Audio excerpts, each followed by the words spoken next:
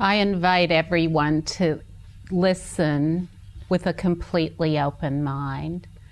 If one listens with a completely open mind, just by that means, conviction will dawn in your own experience about what I am saying here today.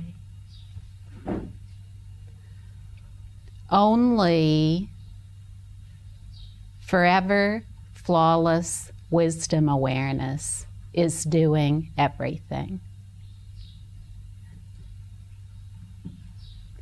Just like sky cannot be burned or destroyed, so forever stainless wisdom awareness, which is doing everything, cannot be burned or destroyed in any way.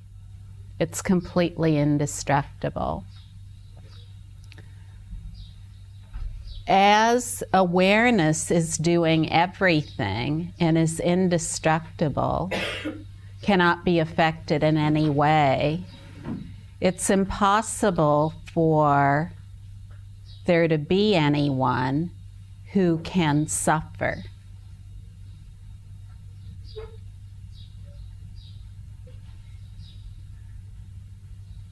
Suffering comes about due to non-recognition of awareness that is the basis and substance of all labels. In order to reach a definitive conclusion about what I'm saying, it's necessary for there to be a complete understanding of the basis of both a personal identity and other labels associated with a personal identity. Personal identity itself is a point of view or label, and everything that seems to be associated with a personal identity is also a label. So if we're going to take ourselves to be a personal identity who has a lot of thoughts, emotions, and experiences, which are all labels or words, then in order to really understand ourselves, we need to know the ultimate meaning or the authentic source of that personal identity and those labels that we use all the time. In order to find the elephant, the easiest approach is to follow the footsteps of the elephant. Elephants are very large. Have you ever seen one? They're enormous. They really weigh a lot. So wherever they step, they leave quite a footprint. If it rains, it forms a small puddle. So it's a big footprint.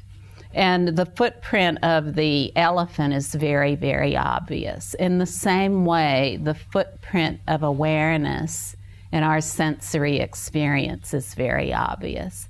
The footprint of awareness in our sensory experience, the footprint of awareness that is the basis of all labels, the luster of awareness that is the basis of all labels, is found in the complete ease of being. That's it. And that is found in one of two ways, either through listening over and over again to what is really true about each of us, rather than listening to all the labels and points of view about everything until conviction dawns. And the other approach is to just rest as that awareness that is the basis of each label until awareness becomes totally obvious and evident at all times, night and day. Very simple, very straightforward, very easy, totally and completely accessible to everyone. No one and nothing left out. No special ways or means to reach awareness as a destination, as there is no one going anywhere, there could be no one headed towards a destination of freedom. When we rest as awareness, we rest as the freedom that is absolute in the immediacy of each perception, no matter what that is. Now, yesterday we talked about the personal identity, and we talked about how the idea of a personal identity comes about, how the point of view of a personal identity comes about. So I'll briefly review that now. We looked into how we become familiar with ourselves as a personal identity, how we substantialize ourselves as a personal identity, and then through that separate ourselves from others, and then show our separation from others through competing and showing our abilities in order to further prove that we are somebody. And through this process, we develop within ourselves disharmony and disunity, and naturally then we also develop disharmony and disunity with others. So now I'll give an example of that. Say, someone walks into the room and we look at that person. The usual process that occurs is that we start to have thoughts about that person. Oh, she's has her hair in a ponytail, she's wearing a brown sweatshirt with a hood, and she has white skin, and she's about 28, and or maybe younger. And so all these things just naturally start going on. This is all part of the process by which we've substantialized ourselves first as being a lot of different points of view, our gender, our name, our hairdo, the clothes we wear, our age, whatever it might be. Once we begin to substantialize ourselves this way, without understanding forever stainless awareness that is the basis of all those perceptions about ourselves, then we automatically do the same thing with others. So whatever we see, whoever we see, we attribute a lot of points of view to it in the same way that we're attributing points of view to ourselves. Now back to the footprints of the elephant.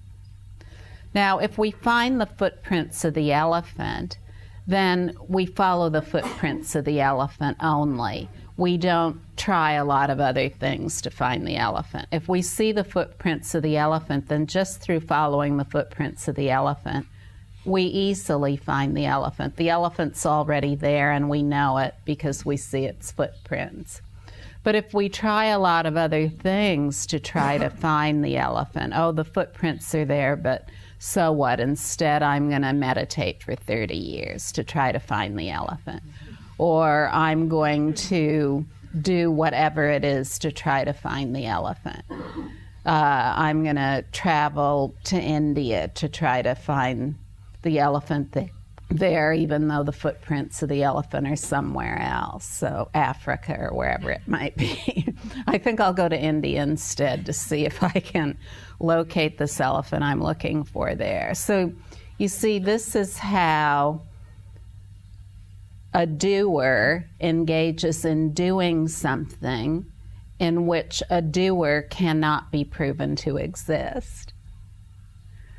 As all there is flawless, stainless awareness, all doing is that of flawless, stainless awareness. There's never been a doer doing anything.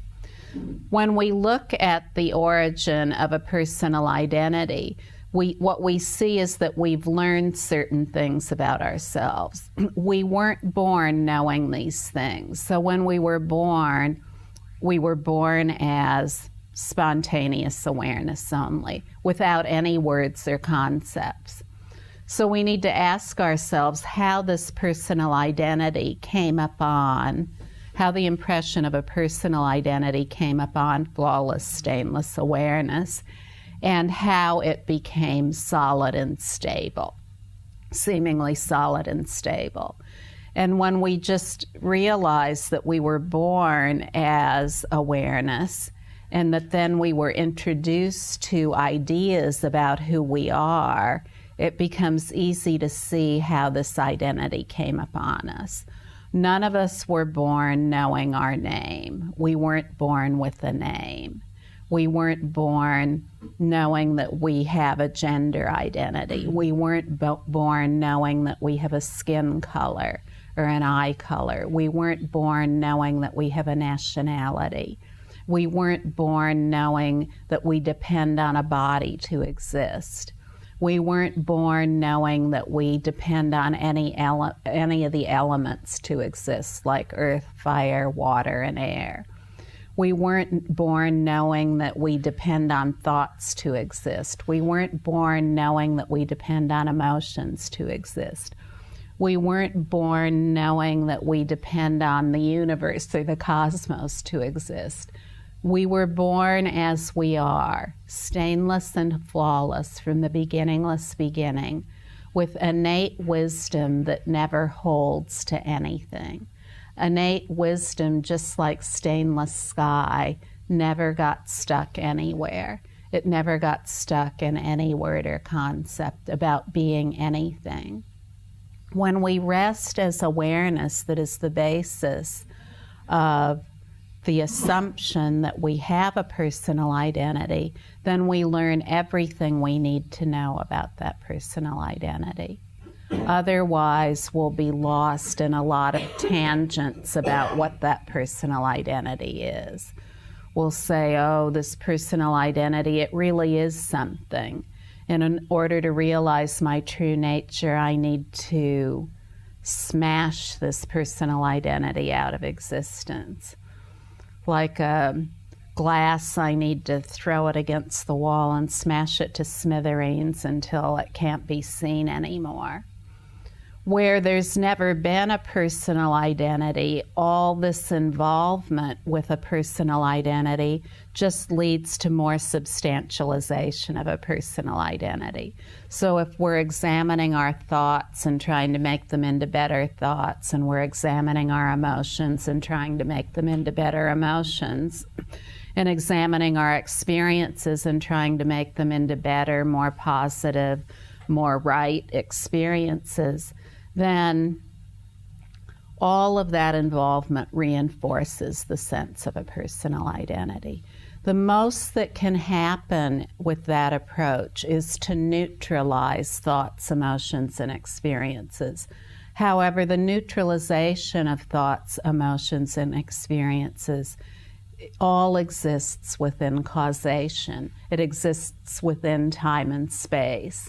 And what we are, that which can never be burned or destroyed in any way, is completely beyond causation, completely beyond time and space. When we rest as the essence of this personal identity that has been with us and as us, and is the only doing within us from the beginningless beginning, then we become more and more familiar with what is at the basis of the personal identity. We no longer get so lost in the points of view about who we've taken ourselves to be. When we rest as awareness that is the essence of all biographical data that we've taken on, then more and more we are simply acknowledging the essential reality of what we are. Over and over again, for short moments, repeated many times, we acknowledge our essential reality, and as we do so, it becomes more and more obvious. This essential reality has been with us from the beginning and was never born, has never lived, and will never die. This essential reality cannot be affected in any way by anything that appears within it. No matter what the word is, the thought, the emotion, or the experience, indestructible awareness that is at the basis of everything cannot be affected in any way. If there is the assumption that we're affected in some way by what appears, it's only an assumption. It's something that we've learned, and that too is a label. that is being applied to a personal identity that is assumed to exist. When we look at this idea of a personal identity and exactly how it comes about, we follow the footprints of understanding to the elephant of awareness. We can, through understanding, deconstruct this idea of a personal identity and who we've taken ourselves to be. We can deconstruct it, and in that, conviction will dawn. We really don't need to do anything.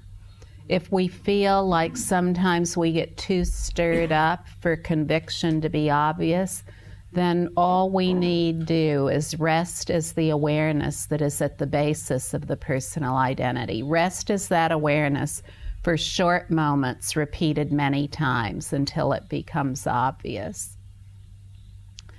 The substantialization of a personal identity only occurs thought by thought. That's it. It occurs thought by thought. It's never been a thing. It's never been a thing that has a self-essence. It's never been a thing that has a self-origination that occurred at birth. It's never been a thing that could be destroyed or affected in any way. This is very important to understand. This is really all that we need to understand. In resting as the awareness that is the source of the pure phenomena of each thought, then it becomes more and more obvious that awareness is the ultimate meaning and the ultimate aspect of the thought. Otherwise, we'll get lost in the label. Each thought has two aspects: the label, whatever we've been using to describe it, and this ultimate essence that is the entirety of its basic space. In understanding the personal identity as insubstantial in its own right, in other words, it has no own being. It has no self-essence. It has no self-origination. In understanding this so conclusively about the personal identity, it's easier for us to rest as awareness and not hold on to or try to keep a personal identity. As stated, a personal identity only seems to be thought by thought. When thought by thought we make the most important choice to rest as the awareness that is the basis or essence of all thoughts, then the reality of our true being, the ease of our true being, becomes more and more obvious. Now, what about all these labels? We've looked at the personal identity a little bit, and we've concluded that the personal identity has no self-origination, no self-essence, no own being.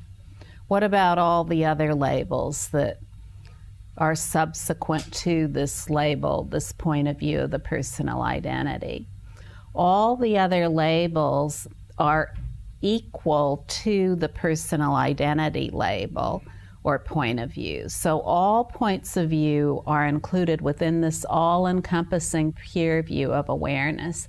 And all the points of view, whether it's a personal identity or any of the other labels or points of view we're applying to the point of view of a personal identity, all these are absolutely equal in being the pure phenomena of the originally pure basic space of awareness. When we look into all the other labels that we apply to ourselves, all the thoughts, emotions, and experiences we have, we need to know what those labels apply to and how we can find the essence of what those labels apply to. So let's take something like our head or the mountain out there. When we look at our head, what can we definitively say about our head? Where is the headness of the head located in the head? Is the headness of the head located in the skin covering the head? No, we can't really say we can find headness there. And what about the structure, the bone structure inside the head? Is headness located in that bone structure? And what about inside the bone structure, the brain and such? Can we find headness in the brain anywhere? Is it located anywhere there? And what if we look even closer and we look at the blood vessels inside the head? Can we find headness in the blood vessels? No, we can't really find headness there either. And what if we put the head under an electron microscope? Are we going to find the headness of the head and the electrons that are the particles that make up the head? No, we can't find headness there either. And then if we put the head in a particle accelerator and we see that there's nothing there but space, what have we found out about the headness of the head? It's comprised of pure space. It's comprised of pure space. It's comprised of aware pure space. It's never been made into anything called a head. Even if we take all the composite particles of the head and put them in the linear accelerator, we still can't find the headness of the head, even in all the composite particles.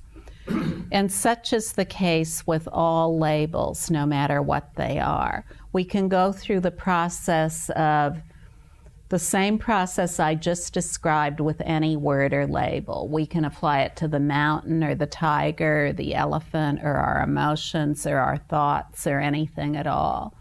Through this simple process of understanding, we can come to a definitive conclusion that no label, no matter what it is, has a self-essence or self-identity. Then we can ask ourselves, well, what about all my experiences that I have, my sensations that occur through the eye and the ears and all the other senses? Okay, then let's look a little bit at these labels, the eyes, called the eyes and the ears, and ask ourselves, well, what is it really that sees and what is it that hears? We'll just look at those two senses rather than going into all of them. When we ask ourselves what sees, many of us have learned that it's our eyes that sees. And through a biological process involving the eyeballs and the optic nerve and the brain, then we see. So, where exactly does seeing occur in any of that I've just described that we learn that we are? Does seeing occur anywhere in the eyeball? Does it occur in the retina? Does it occur in the pupil? Does it occur in the iris? Can we really say that seeing occurs in the optic nerve? Can we really say that seeing occurs in the brain? And can we say that it occurs in a composite of all of these? If you still think seeing occurs there, then what sees when you're asleep at night in a dream? So you see, when we look into all these things that we've taken to be so solid and so stable, it's easier to see that what sees is beyond the eye. It's beyond the biological mechanism. It's beyond what's going on with the body and its senses. When we're asleep at night and our eyes are completely closed, we have all kinds of things occur in the dream. And what is it that is the doing of the dreaming, the doing of the waking, and the doing of the sleeping equally? It's awareness. The doing of seeing is awareness. All seeing occurs due to awareness and nothing else. And the same with the ears. What is it that hears? Where exactly is hearing occurring? Is it occurring in the skin of the ear?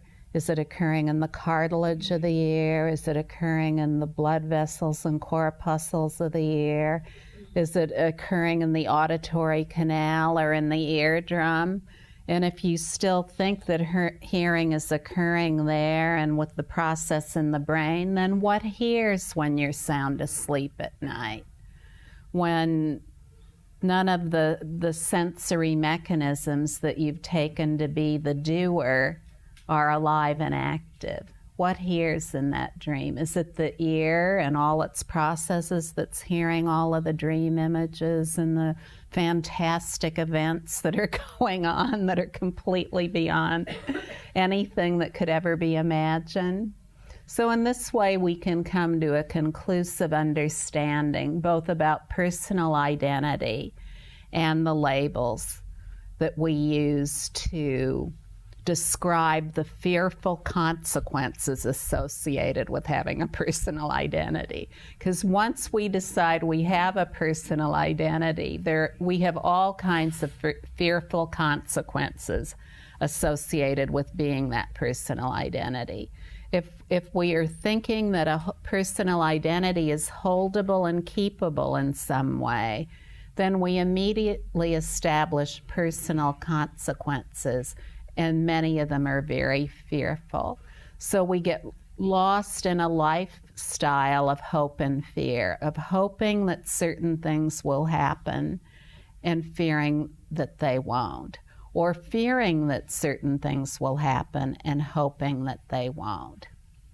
So it's very important to come to a conclusive understanding about the insubstantiality of all points of view, the insubstantiality of all labels, whether it's the personal identity point of view or any other label. All of these, no matter what they are, cannot be found to have a self-essence. No label, no point of view can be found to have its own being, its own entity. It is not a thing in and of itself that can somehow control other things. And this is very important for us to understand, because sometimes we have hugely disturbing emotions that arise. And these hugely disturbing emotions are something that we have learned affect us in some way, that they can in fact disturb us. We've learned that that is the case. And through repetition of that over and over and over again, we impulsively act on disturbing states within us and engage in all kinds of actions based on those disturbing states, whatever they are. When those disturbing states come up and we rest as awareness that is the basis of those disturbing states, whether they're thoughts, emotions, bodily sensations, when we rest, even though everything is screaming, I'm not resting, when we just rest with no need to describe anything that's occurring, with no need to seek anything in a label, then more and more we become familiar with the wisdom at the basis of all appearances, and less do we feel taken out of the vitality of life by appearances. We've only learned that all appearances are something in and of themselves. That is something that is a learned habit, and that is it. It has no substance in its own right. And just as we acknowledged over and over again through repetition that we are a personal identity and that our thoughts, emotions, and experiences can bring either hopeful or fearful consequences, when we acknowledge awareness over and over again, the awareness at the basis, that becomes obvious, just as it's become seemingly dormant through reinforcing that we have a personal identity with hopeful and fearful consequences. This is very important to understand. When we take ourselves to be a personal identity and then we want to find out about the true nature of our being, very often our starting point is, well, there's something wrong with this personal identity. It's flawed, and I need to get rid of that flawed person that I am. But as stainless awareness is flawless from the beginningless beginning, there's never been anything within awareness that has been flawed. So to try to tweak and fiddle around with and transform and analyze something that doesn't exist, a personal identity, all we do is perpetuate the idea of a personal identity over and over and over again. As stainless awareness is that which is doing everything, there's absolutely nothing that is excluded from that awareness. So there's no special way that one needs to speak or act or be.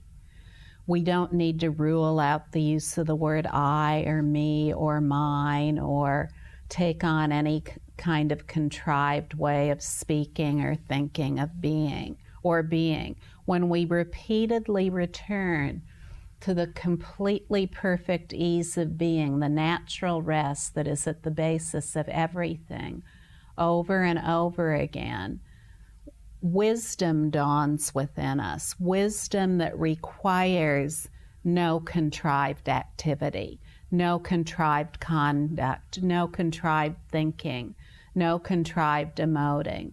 Wisdom requires no thinking. It requires absolutely no thinking. Wisdom is the clear light of wisdom that is the basic space of awareness that pervades everything.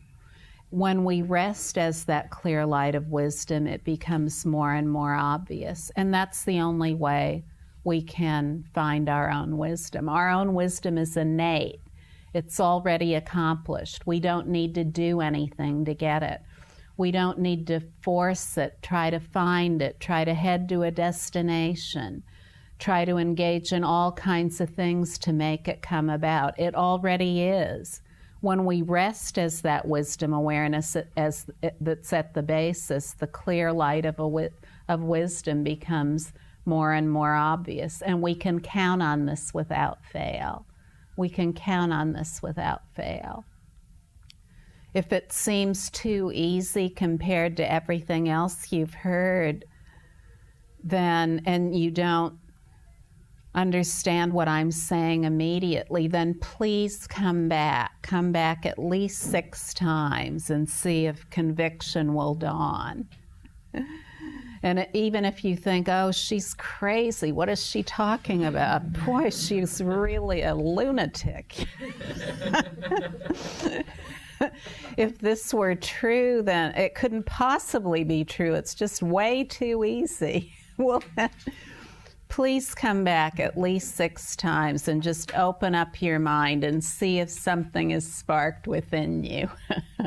You know, I've been called all kinds of things, so it doesn't matter to me what you think about me. You know, some people say I'm a lunatic and I'm crazy. Other people say I'm the Einstein of consciousness. But, you know, to me, it's all equal. It doesn't matter. All there is wisdom awareness appearing as lunatics and Einsteins. So, you know, to me, it's all absolutely equal. I don't need to take myself to be anything. I'm completely contented as I am. So throw anything you want at me. Anything you think about me is okay by me. But back to conviction dawning. Just to place yourself in this circumstance where undeniable truth is spoken about, even if you think it is a little weird or oddball. Come back again and again. Come at least 6 times. And in that, it's very likely that a spark, at least a spark, if not a wildfire of understanding, will awaken in you. You see, who we are, it's already given. It's already super complete in itself. Everything about us is benevolent and superbly helpful. And when we have that reinforced over and over again in a very simple way, it begins to dawn on us, just the way this idea of a personal identity dawned on us through repetition. We're all okay. That's really all I'm saying. We're all okay.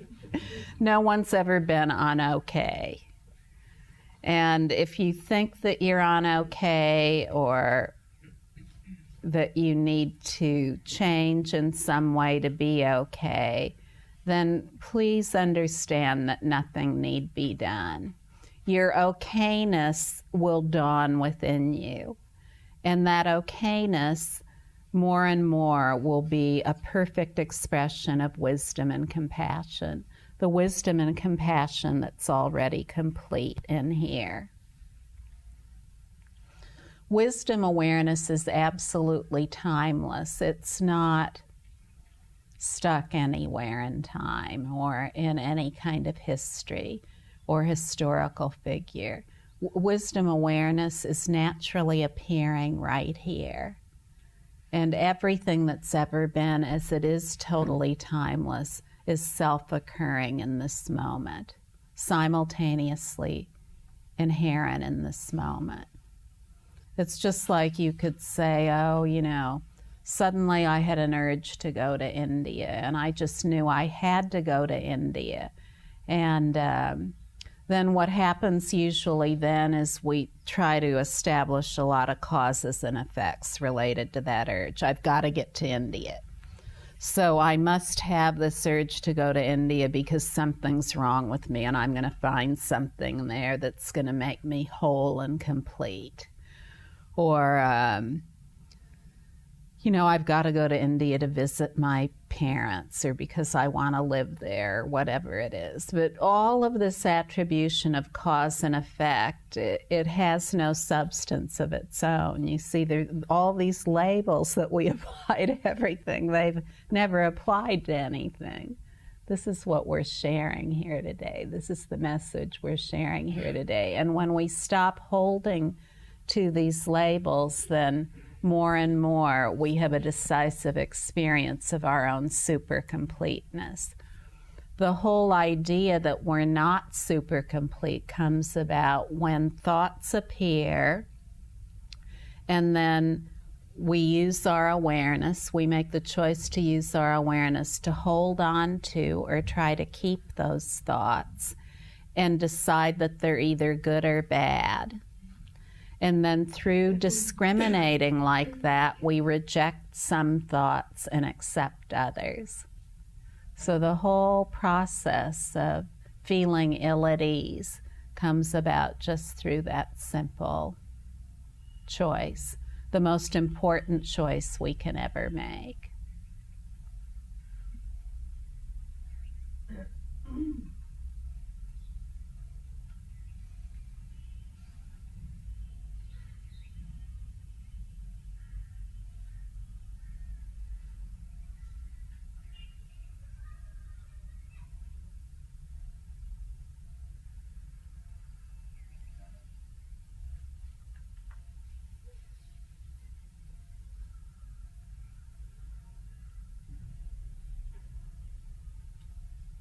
What is important about wisdom awareness? What is important about wisdom awareness to us as human beings is that our life is a precious opportunity to realize wisdom awareness. And in that way, we're of tremendous benefit to ourselves at least. But what is naturally occurring in gaining familiarity with our own wisdom awareness is that by being of such tremendous benefit to ourselves, we automatically then want to be of benefit to others. We desperately need this in our world today. We need it for ourselves, and we need it for others. We need to take this matter of the nature of our being all the way. We need to take it all the way to the potent benefit that is inseparable from it. And in this way, we won't get lost in any thought. We won't get lost in any state. We'll be able to tap in to the wisdom that is required to solve the tremendous problems facing our species and the tremendous problems caused by our species to other beings and the planet we live on. We can't deny that we have all kinds of problems and they need to be solved, and they can only be solved with the wisdom solution. So in this way, we can come together as a grassroots global community, gaining familiarity with wisdom awareness to solve our individual problems and the problems of the world. Getting into rarefied states of altered consciousness has not solved the problems of the world. Only wisdom awareness beyond time and space and causality has no attachment to any convention. It's not bound by time and space or causation. It sees solutions to problems that have never been able to be solved. Formerly unsolvable problems are solvable in wisdom awareness. Problems like 85% of the world's people not having enough food to eat. Problems like environmental degradation. Problems like endless wars and conflicts between peoples. Problems like nuclear missiles pointed here, there, and everywhere. When we rest as awareness, when we rest as wisdom awareness that is the basis of everything, first of all, we end the war within ourselves. And what is the war within ourselves? It's the constant, machine-like response to our own being, where we're looking at our thoughts, emotions, and experiences and constantly trying to categorize them into good ones to keep and bad ones to get rid of. This is living a machine-like robotic existence.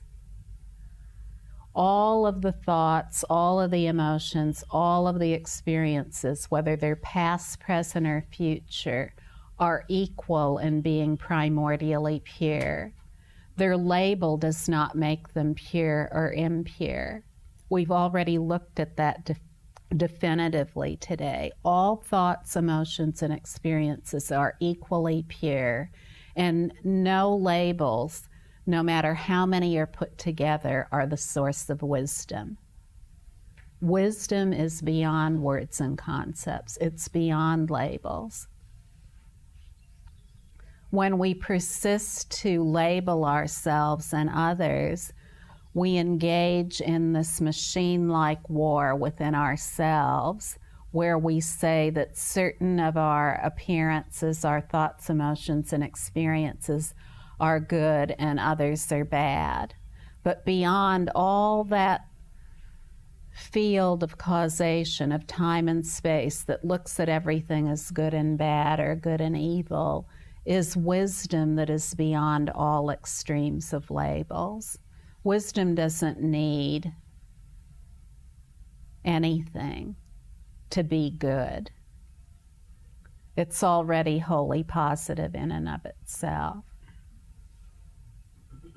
So I invite all of you and all beings everywhere to stop, to come to a complete stop with the addiction to points of view, the addiction to labeling everything. Come to a complete stop and enrich yourself and enrich the world, enrich all beings with a wisdom awareness that is at the basis of everything. No one is dependent on any label. You are absolutely not dependent on any label to be. You are, regardless. Being is regardless of labels. It needs no label whatsoever, and all labels are self-sourced in it. The only self-essence of any label is forever flawless awareness. So why not go right to the root? Why not look at everything from the root of awareness rather than through the smoggy, foggy filters of labels?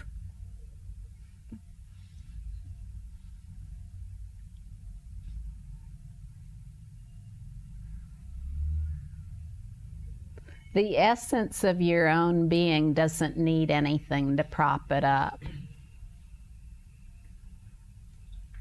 It simply is. Relax and enjoy.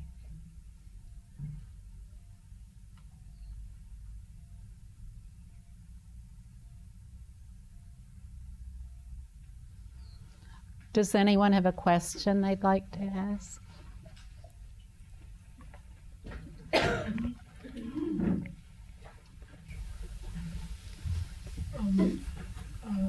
I would like to ask you, like, sometimes like really strong emotions come up, like, let's say fear or anything else, and it's like fear of doing something or of acting or yeah, and it's like, and to try to overcome them, it seems to be just impossible, and the only thing I can do is just to let them be. But sometimes I find it really easy for myself. It's like, I don't know, just to, let's say, give a good cry, just to cry a little bit, and it feels like more at ease, you know. And so I'm just thinking, am I just like applying antidotes, or is it like applying an antidote, or it's fine if I just ease a little and then I can rest more easily with them? Is it fine to cry when you feel afraid, you're asking? No, it's like, am I using, like, when I have a good cry, is it like an antidote I'm using for an emotion, for that, or should I or shouldn't I? So is it an antidote to cry when you feel tremendously fearful? That's a good question. There are only 4 things to do with appearances, and only one of them doesn't require a doer. The first 3 that require a doer are, 1, to indulge the point of view. The second is to avoid the point of view. So indulgence would be the fear comes up and all of a sudden you're totally afraid. And you start thinking about why you're afraid. Oh, I'm afraid because there are all these nuclear missiles and the world might come to an end. And pretty soon you start to think about, oh, how did this come about? All these countries are at war. People just can't get along. This is a terrible world we live in. I don't like it here. I should kill myself or move to Australia, or, you know. So all these points of view are indulged. The fear is indulged and it's described, and then we really get afraid. So we started out with just the thought of fear, and then it spun out into this free fall of terror. Okay, that's the first thing to do with the appearance of fear. The second thing to do with the appearance of fear is to avoid it like the plague.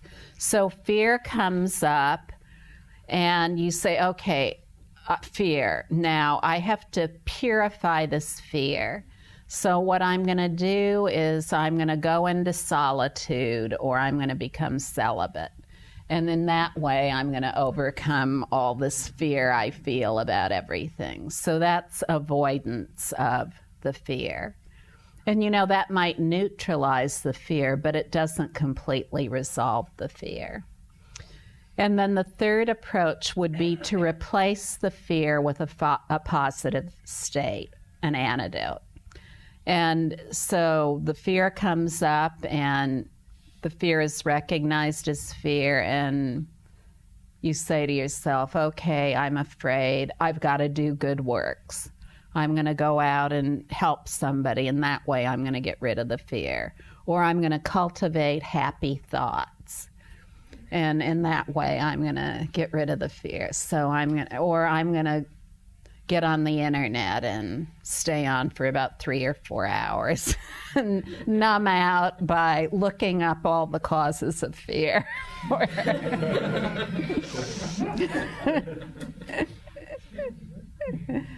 Which will only lead to being much more afraid. Having a lot more points of view. So those are the first 3 things to do with fear.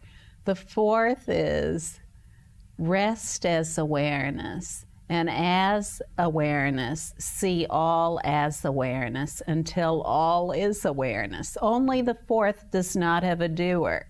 The fourth rests in the source of the fear. And in doing so, more and more, the fear is seen as the dynamic energy of awareness. It's inseparable from awareness, just like the color blue is inseparable from the sky. They've never been separated from each other. They're not two. The fear and its purity as fear and originally pure awareness are not two. The entire basic space of the fear is primordially pure awareness, but that can only be recognized and decisively experienced in and as awareness. It can't be experienced through indulging, avoiding, or replacing the fear with another state. Now, the matter of crying. The crying, it just sounds like another spontaneous appearance. There was the fear, and then that was the appearance of the point of view of fear. Then there was the appearance of the crying, the point of view of crying. Crying, it's just a spontaneous expression. It too is insubstantial of an independent identity.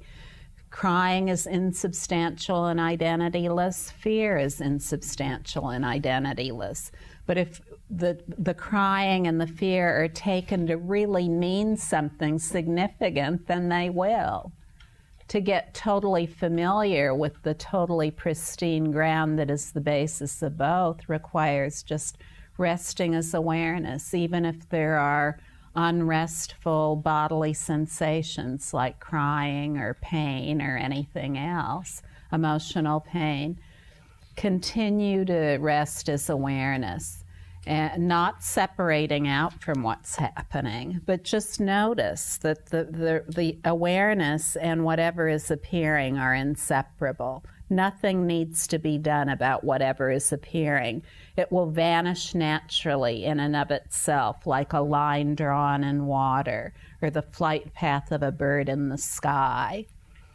They're their own undoing. All these appearances are their own undoing. The dynamic energy of awareness is pure space, aware pure space. It's impossible to hold on to. So even if you tried to hold on to the fear forever and work yourself up into a state of fear that was so tremendous you'd explode, you wouldn't be able to do so.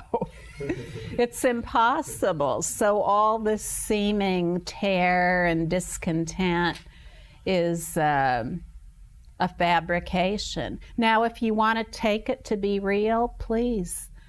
I wouldn't suggest it, but go right ahead. But I do suggest that even if you think I'm a total kook, that you come back here at least 6 times. What could it hurt? You spend 6 hours of your life here. It's only taking all these disturbing emotions to be so real, and then the impulse to act upon them feeds these emotions. It feeds them, and it makes them seem like they are real, and that they are the basis for action, and that they're the only basis for knowing how to decide what to do, the only basis for knowing what is right or what is wrong. But if they were the basis for knowing what is right and wrong, then we as a species would have accumulated a lot of right by now, and we haven't. We haven't at all. We haven't come up to a positive conclusion. So why not rely on the wisdom that puts all of these in a definitive reality of complete wise action that leads to something beneficial. Today, not only at one time there were many simple understandings about emotional states and thoughts, even when there were attempts to purify them. There were very simple understandings about these things, and a lot of support from small communities where people live. But today now, the descriptions of what causes things like disturbing emotions, we can buy one book and it tells us what to do with disturbing emotions. We feel hopeful when we read it. Oh, this is going to work. I'm going to apply this. Oh, it works today. I feel so free. This is it. I'm happy forever. We read the book. We feel hopeful. We set it aside, and a few days later, we're back to the same grind. Or we're just applying antidotes. Then we reach for another self-help book. So we can spend our whole life buying books and applying these antidotes to disturbing emotions, trying to apply point of view to point of view in order to make it better. Resting as awareness requires no books.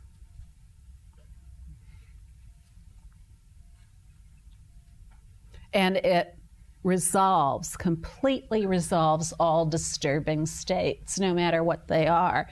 And it isn't only the negative emotions that are disturbing. All emotions are disturbing. Because the good ones we want to hold on to and we can't. And the disturbing ones we want to get rid of and we can't. So all emotions are disturbing. When we rest as a wisdom awareness that is the basis of all pure phenomena, then we get familiar with what is really true. Now, that's up to each of us, but anyone who has learned to brush their teeth or tie their shoes can gain familiarity with wisdom.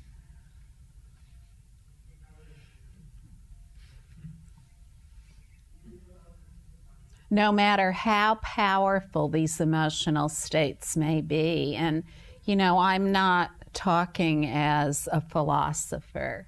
I'm talking as someone who's been there. So I've had incredibly difficult emotional states. Very, very disturbing emotional states. Very disturbing experiences. I'll match my experiences to your disturbing experiences any day. You come and tell me all your disturbing experiences, and I'll tell you mine, and I can guarantee that you will be convinced you can overcome yours by resting as awareness. Anything you've done that's negative, I've done worse. So I can also match that to anything. You see, but by resting as the awareness that is the basis of everything, I was able to gain familiarity with that in a way that it became permanent at all times. And this wasn't just of benefit to me, it's been of benefit to many, and is of benefit to increasing numbers. So you see, I'm just an ordinary person, no different than anyone here. And these disturbing states that I sought to overcome through all kinds of means, philosophy, psychology, intellectual understanding, doing good works, accumulating virtue, praying, all of these things, they didn't help at all when I got into a particularly disturbing situation 25 years ago. None of it worked. None of the strategies I developed work. I couldn't find help in any books or in anything I'd learned or in any person I knew. And in the midst of that, I realized that all of this turmoil and disturbance, it all had the same underlying basis.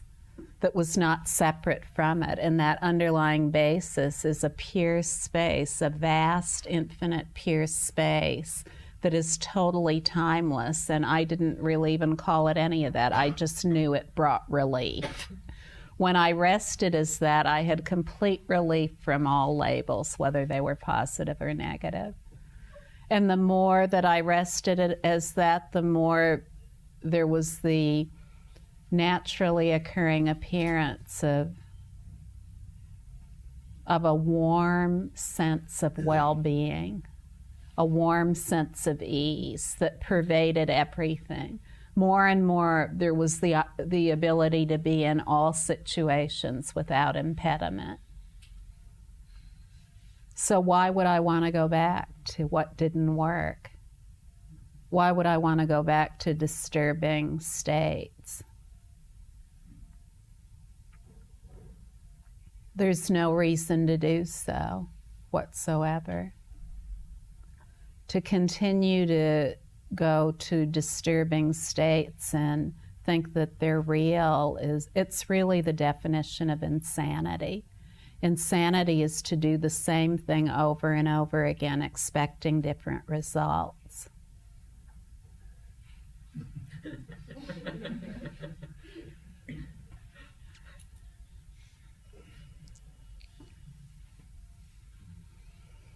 As much as we might like to talk about our emotional states and that they're disturbing and this is who we are, in order to understand me, I've got to tell you about all my disturbing emotional states, or oh yes, my disturbing emotional states, they're impure, I must purify them, naughty emotional states. These all just perpetuate. They either perpetuate or neutralize the states themselves.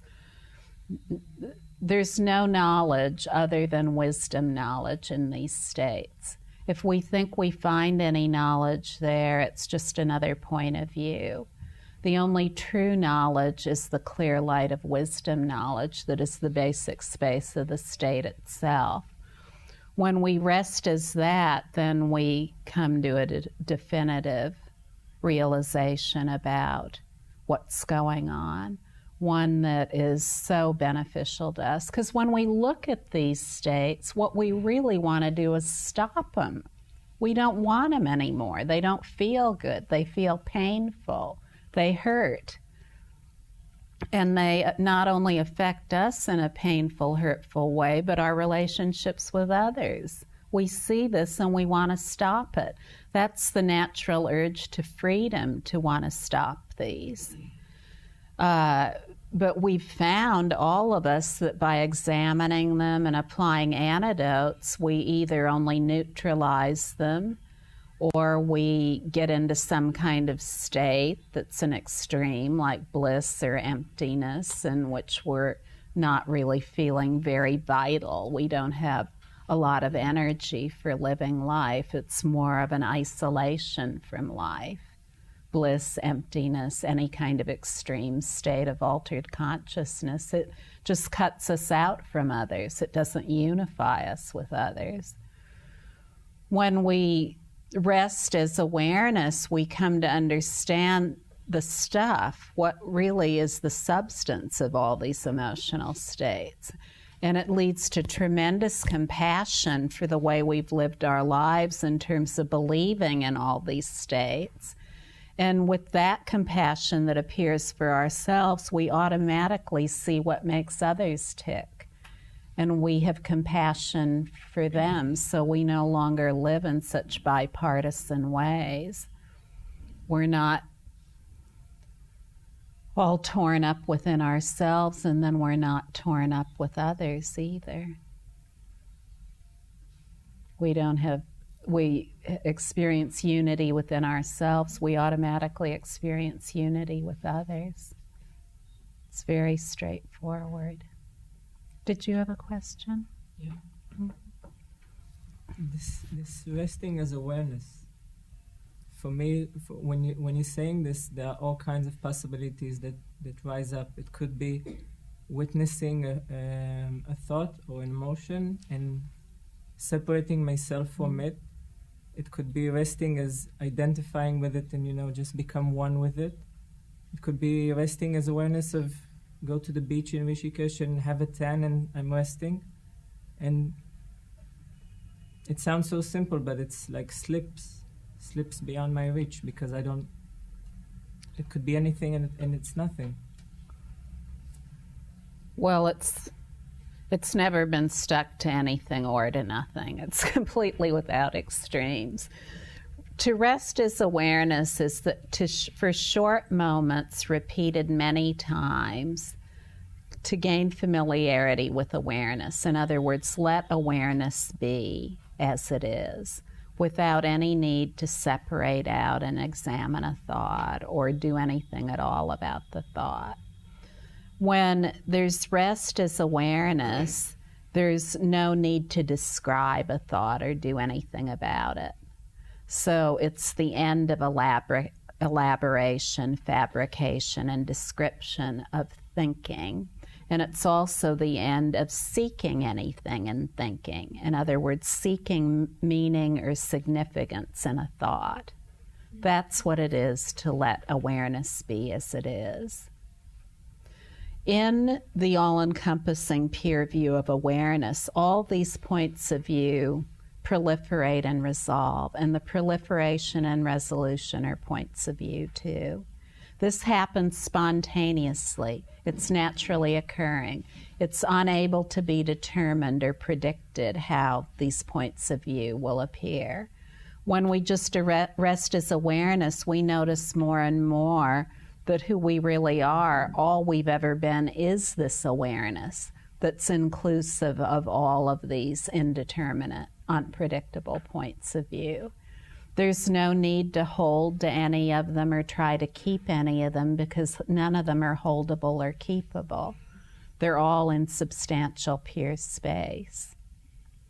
This is what it means to rest as awareness, for short moments repeated many times until it becomes automatic in a totally uncontrived way, completely uncontrived way. Awareness is uncontrived. It doesn't need to be made into anything. Even if you're sitting in meditation, it's equal to anything else you might be doing, running around, making love, working, studying. All of these, what I said at the beginning of the talk today was, it was said, flawless awareness is doing everything. So flawless awareness is thinking everything. Flawless awareness is emoting everything. All of these are just appearances of awareness. So every appearance, no matter what it is, whether it's a thought, emotion, experience, it has the two aspects of the label and the awareness that is its basic space. Through the compulsion to elaborate on points of view, through the addiction to points of view, it seems that there are only all these labels and that they describe a real world. When the basic space of awareness that is the essence of the thought, emotion, or appearance is allowed to be as it is, then it becomes more and more obvious that all these labels have these two aspects, and that there's never been awareness that occurred anywhere elsewhere than a point of view. All points of view are simply the dynamic energy of awareness. It's just through taking only the dynamic energy to be real. It seems like that's all that's real, all the words in the dictionary. But just like a dictionary poses no threat, no word or label poses a threat. We wouldn't feel overwhelmed by the word fear in the dictionary. And the appearance of the fear within ourselves is no different. If you take it to be something, then you may go ahead and live your whole life that way. I wouldn't suggest it. There's complete freedom from that because fear or any other label is already timelessly free.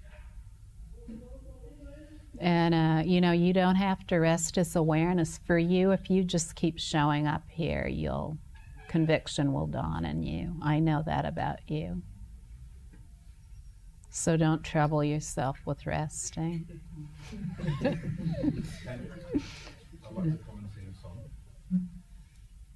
One moment, Joe. Is there something more about that? Keep coming. Uh-huh.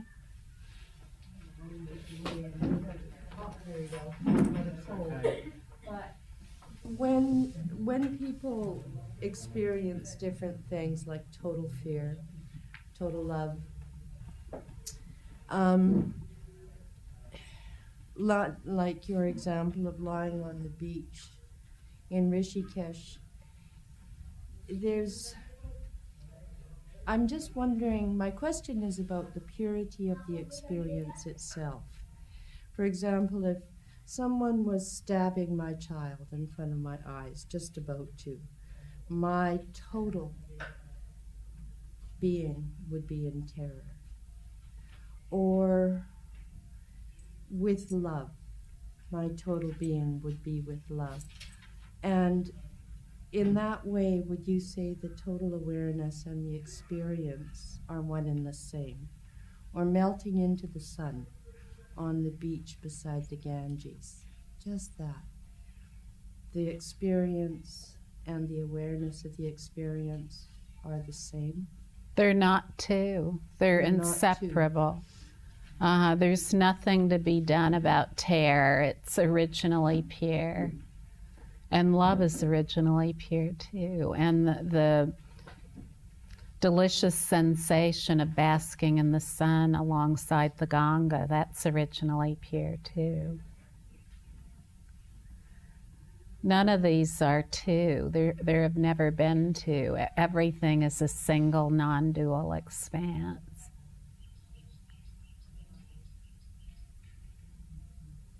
And Anil, you had a question?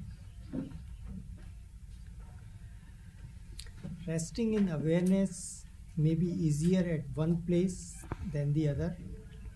Resting in awareness may be easier in one place in comparison to other. Similarly, resting in awareness may be easier in the presence of a particular person than otherwise. Could you comment on that, please? Yes, I can comment on that. Well, first of all, awareness is equal everywhere and with everyone. So there's no ramping up of awareness in some locations.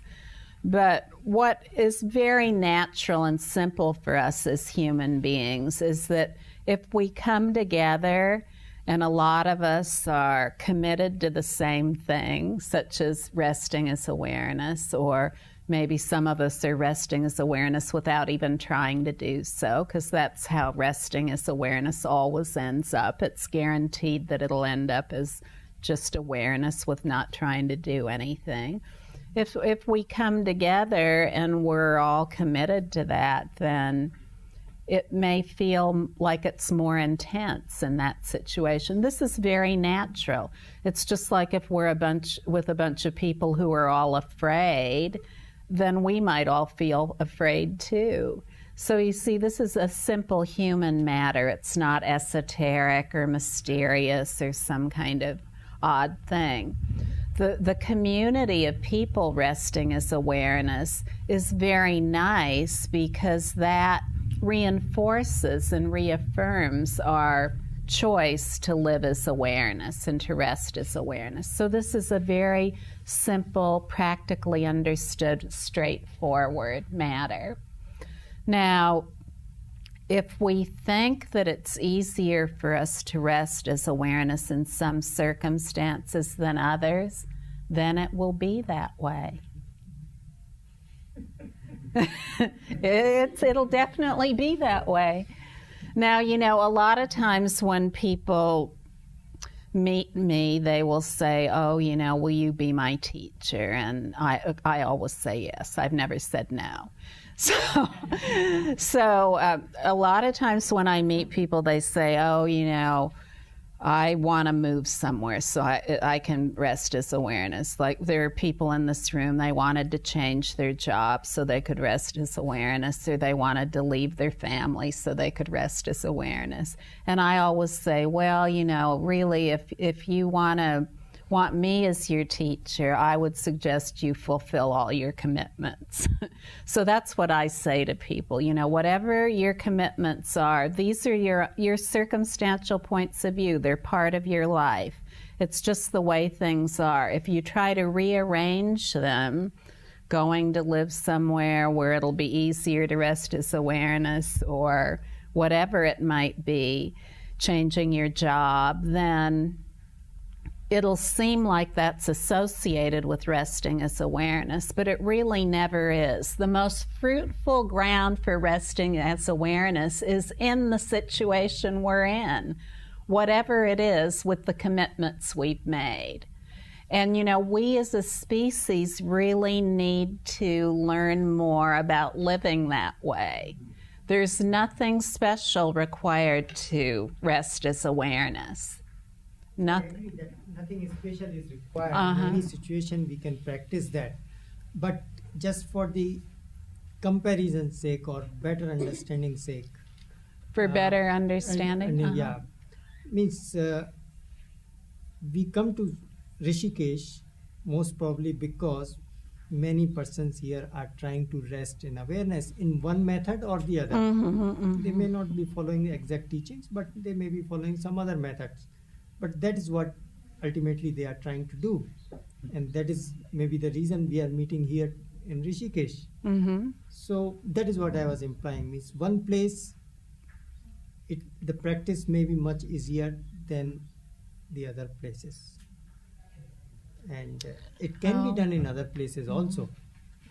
Right? It's just a relative sort of thing. Like there's a better energy. Yes. Energy. I was avoiding that word, but the love, wisdom, and energy of awareness, it's equal everywhere. It's equal everywhere. Now I'll give you a couple of examples, one from my own life, and then maybe one from the life of a friend, and then a story that I've heard about someone and that I've read about someone. Now, from my own life, I didn't know about Rishikesh 25 years ago, and I'd never met a guru. Yet somehow within my own mind stream appeared the oldest practice and the most successful practice for complete what is called enlightenment or liberation or wisdom knowing. This appeared in my own mind stream. Where was I? I was in California, and I was living a very ordinary life, never even knowing the meaning of the word non-duality. So suddenly this just appeared in my mind stream. And when it came into full fruition for me, when all my points of view resolved in basic space, where was I? I was sitting in a Denny's restaurant having a cup of coffee, talking to a friend. So a Denny's restaurant, that's a very mundane place. It's kind of like a McDonald's, you know. So maybe a saint has lived there.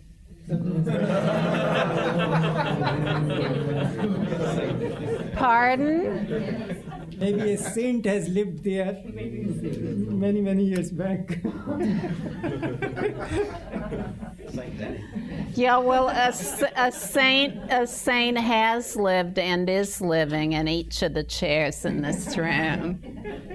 That's what I'll say about that. If we continue to marginalize who we are into saying, oh, it's only them, you know, these few, then it'll be impossible for us to come to terms with ourselves as we are as a species. I know you understand what I'm saying. So, you know, now I'll also describe a couple of other stories. One is the story of a very dear heart friend of mine, Wangdor Rinpoche, who is an elderly Tibetan Lama. He's a very high Tibetan Lama. although he would never call himself that. I'm calling him that. And he was telling me a story once. We were sitting around the dining room table at the Great Freedom Sanctuary in California, and he wanted to tell me about what he felt was the greatest accomplishment of his life.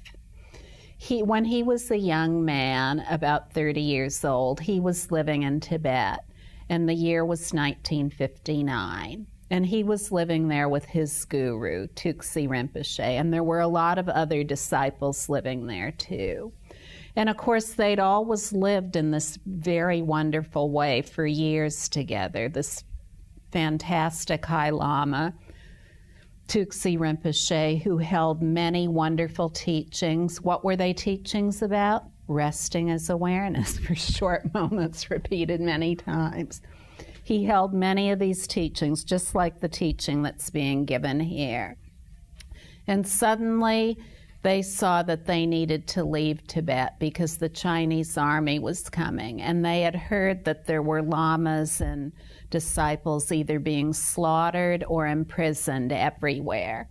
So they all felt like they needed to leave, but Tuxi Rinpoche did not want to leave.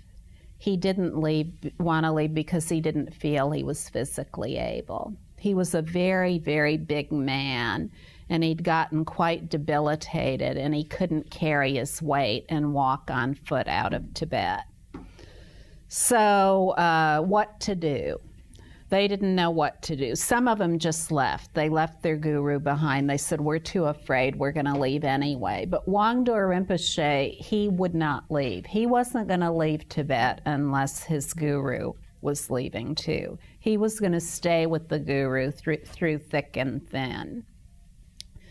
And so what they did first was they hired what they call barbarians, mountain men, these huge Tibetans who live up in the mountains and are very, very strong. They hired some of them to carry Tuxi Rinpoche out, but it's very mountainous there. So they picked him up and they tried to carry him, but they couldn't support him. They just collapsed.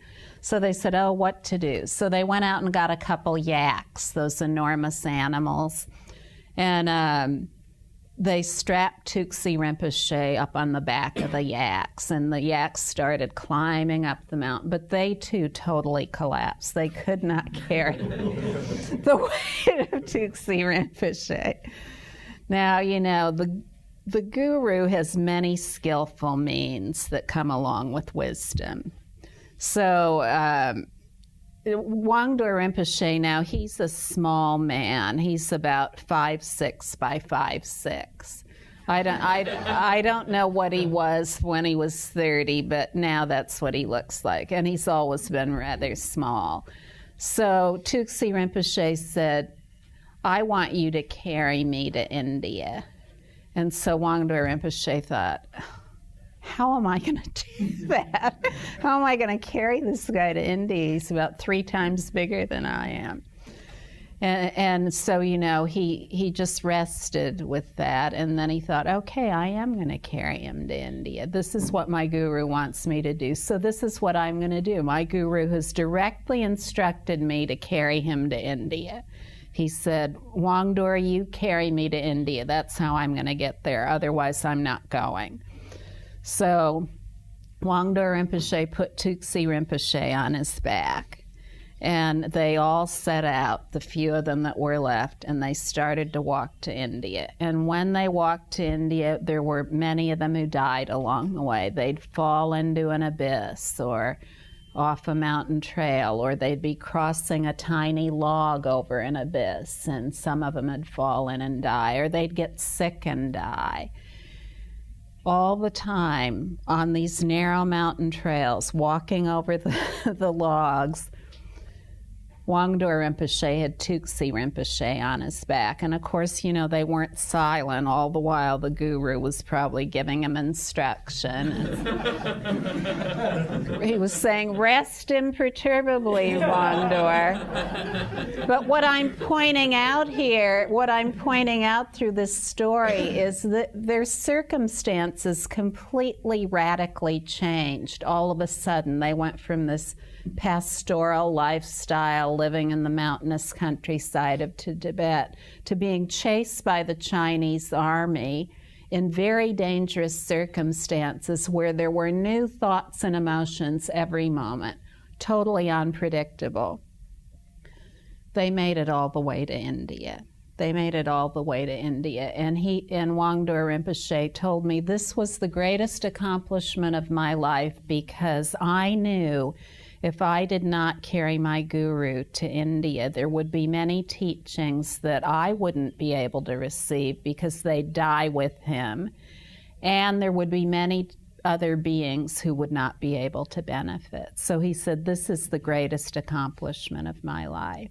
He found that he didn't need to be in any special circumstances, that when he did what his guru instructed within this context of benefiting the whole, benefiting all the people who would receive these teachings by him following the guru's instructions, then what happened? The intensification of timeless awareness. He didn't need a special circumstance in which to do that. This is what he found, and it was very powerful. Another story is of another Lama who left Tibet, Nyal Shokhenpo, who died just a few years ago. Wangdur Rinpoche is still living.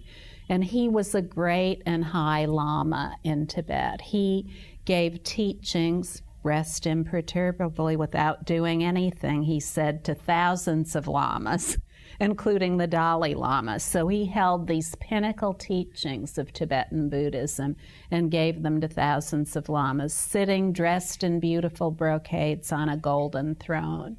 All of a sudden, he too was running from the Chinese army, chasing him by air and on foot and on horses and shooting at him. He too fled Tibet. Where did he end up? He was a sadhu begging along the Ganga in Rishikesh.